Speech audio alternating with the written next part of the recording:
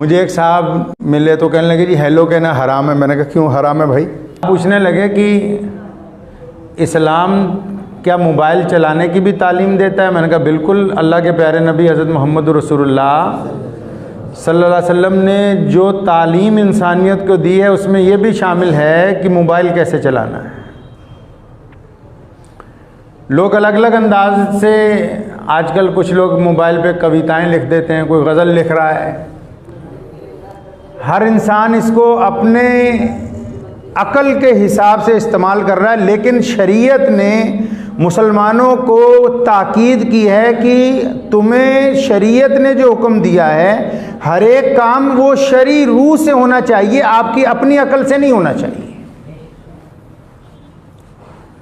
मैं एक साहब का शेर पढ़ रहा था तो उन्होंने लिखा है कि कर दिया इजहार इश्क हमने टेलीफोन पर, बात ये अनमोल थी पर 1 रुपए में हो गई।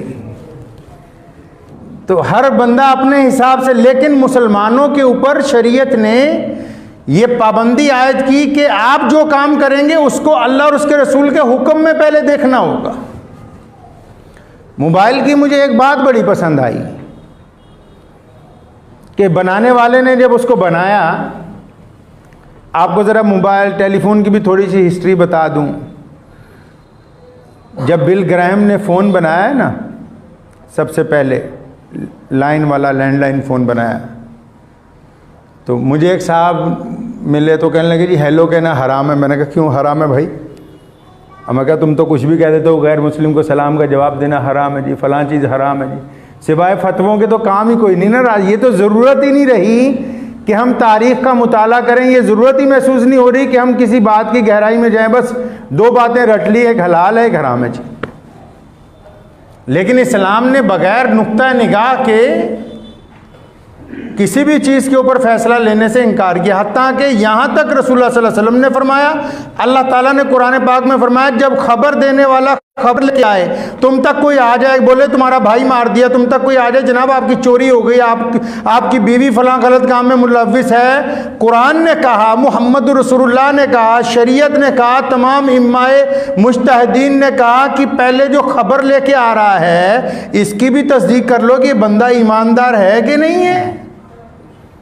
और ये खबर देने वाला बेईमान तो नहीं, ये जिस सोर्स के साथ हमारे तक खबर पहुंच रही है, तो ये जो खबर बयान करने वाला है ये क्या 5 वक्त का नमाजी है, ये मुत्तकी है, ये परहेजगार है? क्या इसका भी पता है कि ये झूठ तो नहीं बोलता?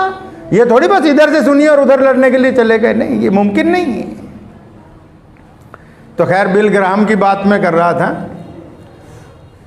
तो ये लफ्ज़ हेलो जो है, तो बिल ग्राहम ने जब पहली दफ़ा फ़ोन बनाया तो जिस घर में घंटी बजी पहले जाके फ़ोन की, वहाँ से जिस लड़की ने फ़ोन उठाया उसका नाम हेलो था।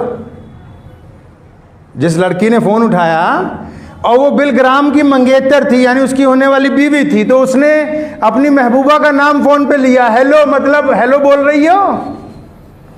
ये उसकी मोहब्बत की निशानी है। किसकी? जिसने फ़ोन बनाया उसकी मोहब्बत की निशानी है ये लफ्ज़ के उसने अपनी शरीक हयात के नाम इस लफ्ज़ को टेलीफोन के अंदर सबसे पहले इस्तेमाल किया। ये तो तारीख़ी बात आपको बता दूं इसलिए ताकि लोगों को ये पता हो कि जो लोग यहाँ बैठे हुए हैं मेंबर के ऊपर, वो सिर्फ उनको ये नहीं पता कि दीन में क्या हो रहा है, उनको ये भी पता है कि दुनिया के अंदर क्या हो रहा है।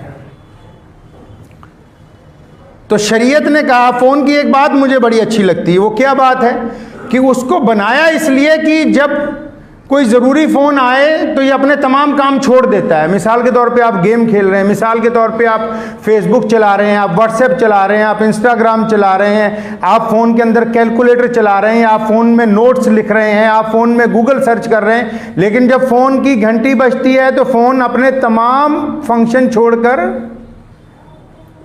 घंटी के ऊपर आ जाता है कि आपका फ़ोन आया। क्यों? क्योंकि उसको बनाया इस मकसद के लिए। तो अक्सर मैं सोचा करता हूँ इंसान को बनाया अल्लाह ताला ने अपने लिए है। ये मोबाइल देखो, इसमें कितनी चीज़ें आ गई, घड़ी इसमें आ गई, कैलकुलेटर इसमें आ गया, नोट पैड इसके अंदर आ गए, गूगल सर्च इसके अंदर आ गई, फेसबुक आ गया, इंस्टाग्राम आ गया, इतने ऐप। उसके बावजूद जब इसका असल मकसद का टाइम आता है ना, ये सारे काम छोड़ देता है, अपने असल मकसद पे आ जाता है। और हमने इससे ये नहीं सीखा कि हम दुनिया के जितने मर्जी काम करते हो, लेकिन जब मुअज्जिन कहे हैया अलस्सलाह, तो ये हमारे प्रोग्राम में ये बात शामिल होनी चाहिए, फिर तमाम के तमाम काम, क्योंकि जिस मकसद के लिए हमें बनाया वो मकसद अगर फौत हो जाएगा तो फिर वो चीज़ काम की नहीं रहती। अब सुनिए फ़ोन का इस्तेमाल कैसे करना है। शरीयत ने ये हमें कहा, रसूलुल्लाह सल्लल्लाहु अलैहि वसल्लम ने फरमाया जब किसी घर के बाहर जाओ, जब किसी का दरवाज़ा खटखटाओ, अल्लाह के नबी ने फरमाया दाएं या बाएं खड़े हो जाओ, दरवाजे के सामने ना खड़े हो, ताकि बेपर्दगी ना हो। जो दरवाज़ा खोलने आ रहा है उसको, अगर कोई खातून आ रही है, कोई औरत आ रही है, तो उसको परेशानी ना हो।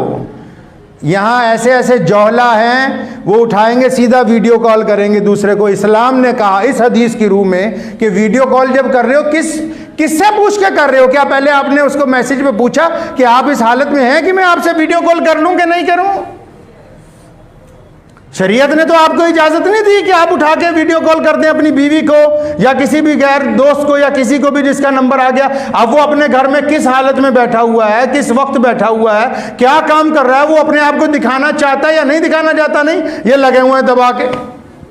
शरीयत ने कहा नहीं, बिना इजाजत के वीडियो कॉल नहीं हो सकता।